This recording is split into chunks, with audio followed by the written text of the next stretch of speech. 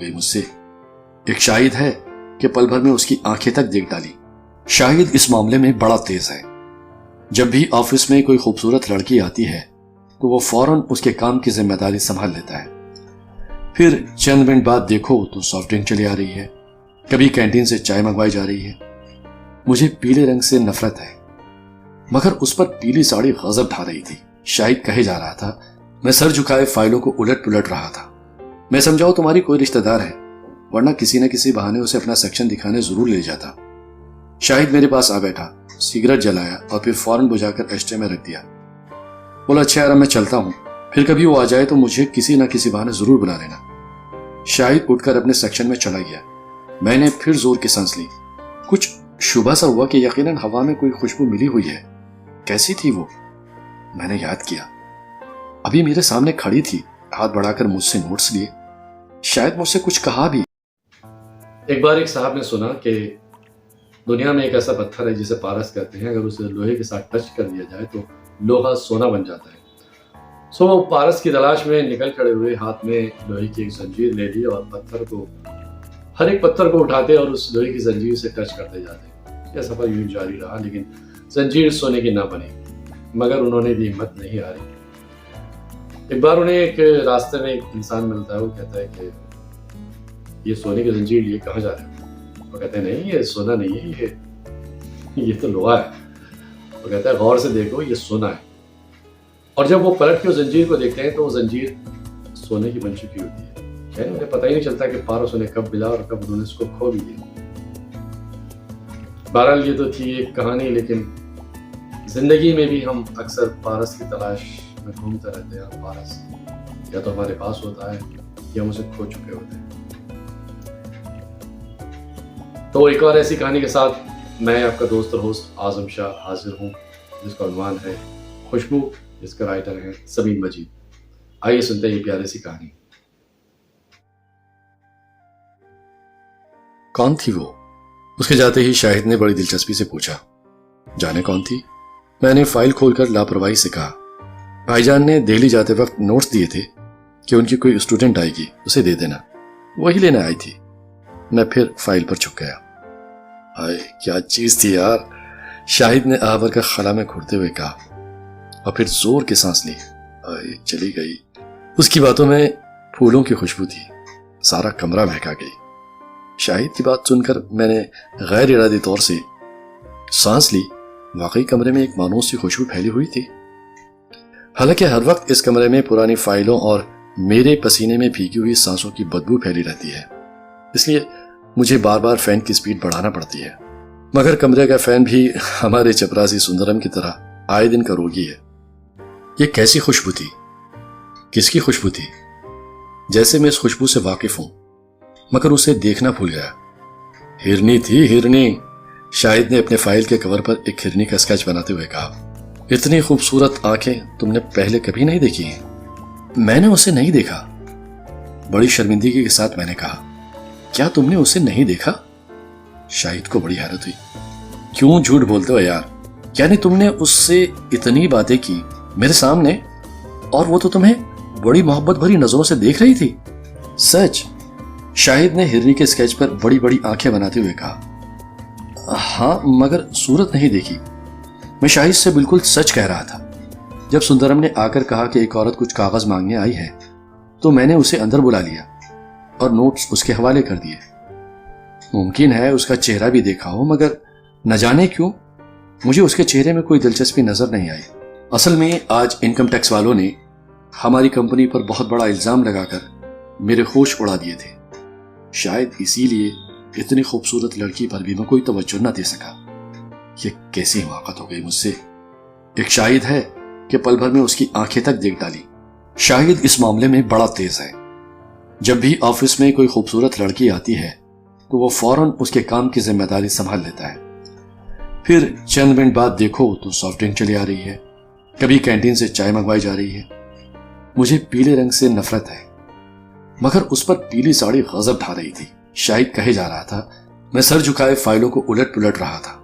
मैं समझाऊं तुम्हारी कोई रिश्तेदार है, वरना किसी न किसी बहाने उसे अपना सेक्शन दिखाने जरूर ले जाता। शाहिद मेरे पास आ बैठा, सिगरेट जलाया और फिर फौरन बुझाकर एस्ट्रे में रख दिया। بولا اچھا یار میں چلتا ہوں, پھر کبھی وہ آ جائے تو مجھے کسی نہ کسی بہانے ضرور بلا لینا. شاہد اٹھ کر اپنے سیکشن میں چلا گیا. میں نے پھر زور کی سانس لی. کچھ شبہ سا ہوا کہ یقیناً ہوا میں کوئی خوشبو ملی ہوئی ہے. کیسی تھی وہ؟ میں نے یاد کیا. ابھی میرے سامنے کھڑی تھی, ہاتھ بڑھا کر مجھ سے نوٹس لیے. شاید مجھ سے کچھ کہا بھی. کچھ ایسا خیال ہے کہ اس نے کسی بات پر تعجب کا اظہار بھی کیا تھا. شاید اسے یقین نہ آیا ہو کہ پروفیسر اعظم کے بھائی اتنی بڑی فرم کے ڈائریکٹر بھی ہو سکتے ہیں. کیا پھر اسے میری صورت پر تعجب ہوا ہو؟ بھائی جان کا رنگ بہت صاف ہے نا. اکثر لوگ یقین نہیں کرتے کہ میں اتنا کالا اعظم کا بھائی ہوں. ہو سکتا ہے, مگر رنگ سے کیا ہوتا ہے؟ اماں کہتی ہیں میرا ناک نقشہ بھائی جان سے بہت اچھا ہے. میں جلدی سے اٹھ کر ٹوائلٹ روم میں گیا اور آئینے میں اپنی شکل دیکھی تو خاصا اطمینان ہوا. واقعی میری صورت اچھی خاصی ہے. اور پھر اتنی پیاری شرٹ پہنی ہوئی ہے میں نے, اتنی قیمتی پینٹ. ذرا بال کم ہو رہے ہیں. جب وہ کھڑی تھی تو میں بیٹھا ہوا تھا. یقیناً اس نے میرے سر کے گنجے پن کو محسوس کر لیا ہوگا. ایک اور حماقت ہو گئی مجھ سے. اس وقت کھڑے ہو جانا چاہیے تھا. یوں بھی خواتین کا احترام کرنا تہذیب میں داخل ہے. مگر اس وقت مجھے کسی بھی بات کا دھیان کیوں نہ رہا. حد ہو گئی کہ اس کی ہرنی جیسی آنکھیں تک نہ دیکھی. اس کی پیلی ساڑی کی اداسی چاروں طرف پھیلنے لگی. میرا جی چاہ رہا تھا کہ وہ ساری بات دہرائی جائے. سندرم اس کے آنے کی اطلاع دے اور یہ سنتے ہی میں فائلیں ایک طرف پٹک کر اس کا استقبال کے لیے کھڑا ہو جاؤں. شاہد کو اس کے آنے کی طرح نہ دوں. کتنا آوارہ مزاج ہے یہ شخص. گھر میں خوبصورت بیوی اور 2 بچے موجود ہیں مگر ہر وقت لڑکیوں کے پیچھے بھاگتا ہے. ڈائریکٹر کی کرسی پر بیٹھے ہوئے مجھے 1 مہینہ ہوا ہے, اس لیے انتہائی مصروف ڈائریکٹر نظر آنے کا مجھے شوق تھا. اور بنو مصروف ڈائریکٹر, میں نے ہاتھ ملتے ہوئے سوچا. بعض اوقات خواہ کی اکڑ بھی انسان کو کتنا نقصان پہنچاتی ہے. اب یہی دیکھو, ایک خوبصورت لڑکی اتنی دیر میرے سامنے کھڑی رہی اور میں نے اسے دیکھا تک نہیں. شاہد کہہ رہا تھا اس کی آنکھیں بہت خوبصورت تھیں, ہرنی جیسی. اور رنگ کے بارے میں شاہد نے شاید کچھ نہیں بتایا, لیکن وہ یقیناً بہت گوری ہوگی. شاہد جیسا حسن پرست اسے پسند نہ کرتا. ممکن ہے رنگ زاہدہ جیسا ہو, مگر زاہدہ کی بھی کوئی شکل و صورت ہے. لمبی دبلی, اماں صرف گورے رنگ پر پھیل گئیں. اب زندگی بھر تو ہمیں بھگتنا ہے. اور کپڑوں کے معاملے میں تو زاہدہ نیری پھوہڑ ہے. آج تک اس نے پیلے رنگ کی کوئی ساڑی نہیں پہنی. فون کی گھنٹی بجی. ناگیشور بات کر رہا تھا. 4 بجے میٹنگ ہے اور 3:30 ہو چکے ہیں. نہیں, میں میٹنگ میں نہیں آ رہا ہوں. آج طبیعت ٹھیک نہیں ہے. سندرم, وقار اور شاہد بار بار کمرے میں آتے رہے. کبھی کوئی لیٹر رکھنے, کبھی کوئی فائل دینے. میں سنبھل کر بیٹھ گیا اور سامنے رکھے ہوئے کاغذوں کو پڑھنے کی کوشش کرنے لگا. مگر ہر چیز پر پیلے پیلے دھبے ناچ رہے تھے اور میرے دل میں پچھتاوے کا دھواں اٹھ رہا تھا. فون کی گھنٹی بجی. زاہدہ کہہ رہی تھی نئی پکچر جانا ہے, جلدی گھر آئیے. کل میں نے خود ہی ریزرویشن کرایا تھا, مگر اس وقت زاہدہ کی آواز سن کر میں جھنجھلا گیا. وقت ہو گیا ہے تو تم چلی جاؤ, مجھے آج سر اٹھانے کی بھی فرصت نہیں ہے. میں نے ریسیور پٹک دیا. بس شروع ہو گئی شکایتیں. آج آپ نے یہ نہیں کیا, آج آپ نے وہ نہیں کیا. جان کو روگ لگا بیٹھا ہوں شادی کر کے. سگریٹ سلگا کر میں نے وہ ارجنٹ فائل ڈھونڈی مگر کہیں نہ ملی. کل انکم ٹیکس آفس کو یہ فائل بھیجنا ہے. آخر کہاں گئی؟ میں نے چاروں طرف ناک اٹھا کر کچھ سونگنا چاہا. فضا میں صرف میرے گندے ساکس کی خوشبو تھی. چلی گئی.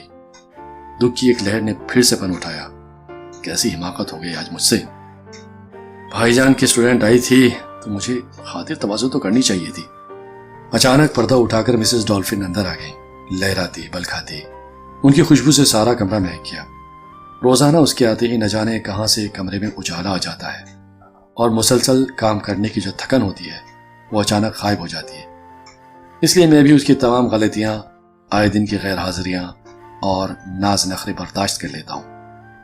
پھر وہ آتی ہے تو اور بھی باتیں نکل آتی ہیں, نئی فلموں کی, کلچرل پروگرامز کی, آفس کے دوسرے لوگوں کی عشق بازی کی.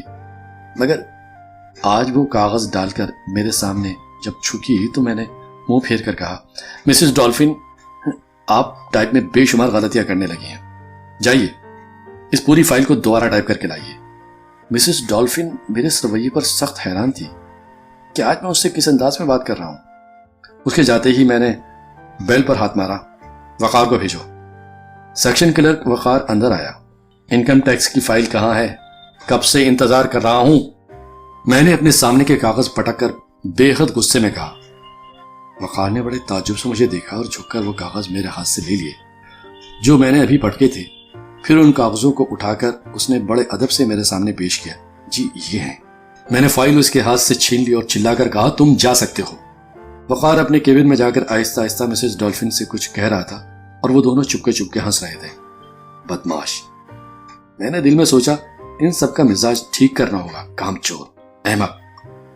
مگر آج تو مجھ سے بھی حماقت ہو گئی۔ میں نے اس لڑکی کو دیکھا تک نہیں اور وہ چلی گئی۔ اس وقت جانے کیوں مجھے ایسا لگا جیسے وہ دیکھے جانے کے قابل ہی نہ ہو۔ انکم ٹیکس کی فائل کو میں نے جگہ جگہ سے پڑھا، کچھ سمجھ میں نہیں آیا کہ وقار نے اس میں کیا تفصیل لکھی ہے۔ اب کام نہیں ہو سکتا۔ میں نے بدبودار ساکس پہنے، کوٹ اٹھایا۔ کل بھائی جان سے ملنے یونیورسٹی جاؤں گا، پوچھوں گا کہ ان کی وہ کون سی اسٹوڈنٹ ہے۔ چلو اب ذرا کلب جا کر شاہد سے کچھ گپ شپ کرتے ہیں۔ اوہ آج تو کلب بھی بند ہے، اب تو مجبوراً گھر جانا پڑے گا۔ گھر پہنچنے پر لان میں دیکھا تو کرسیاں ڈالے زاہدہ، اماں اور بچے بیٹھے مجھے دیکھ رہے تھے۔ زاہدہ نے چلا کر منہ پھیر لیا اور اٹھ کر اندر چلی گئی۔ سب بچے بھی چپ چاپ نظر آئے۔ کیوں، کیا ہوا؟ میں اماں کے قریب بیٹھ گیا۔ زاہدہ تم سے بہت خفا ہے، ابھی تمہاری ہی شکایت کر رہی تھی، اماں نے کہا۔ تم اس کے ساتھ نہیں گئے؟ اور وہ آفس گئی تھی کسی لڑکی کے نوٹس لینے، تو وہاں بھی تم نے اس سے بات نہیں کی؟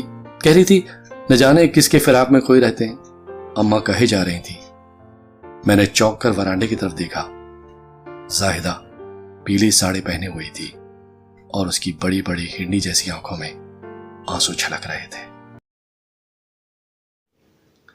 سبین مجید کی لکھی کہانی خوشبو آپ نے سنی۔